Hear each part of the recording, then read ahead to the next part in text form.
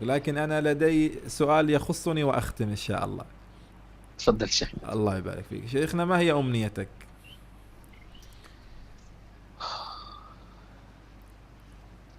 أمنيتي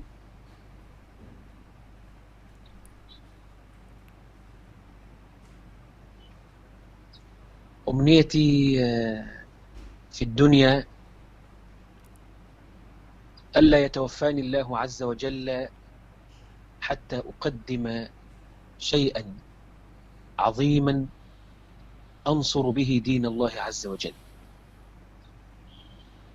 وألا يتوفاني الله عز وجل حتى يشفي صدري في كل من ظلم المسلمين.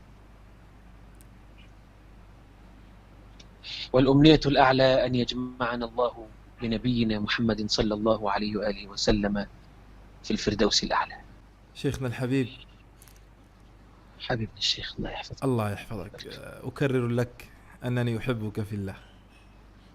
وأنا أحبك في الله شيخنا، وأحبك الله وبارك الله فيك، الله يحفظك وزادك الله صدقا في دعوتك، وزادك الله قبولا وتأثيرا في الناس وفي الشباب على وجه الخصوص. أسأل الله أن يبارك في دعوتك، وأبشرك أن يعني محبيك كثيرون جدا جدا، وتصل إلي كثير من مقاطعك عن طريق شباب يعني سبحان الله ربما ليس لهم علاقة بالدعوة ولا بالمشايخ، ولكن سبحان الله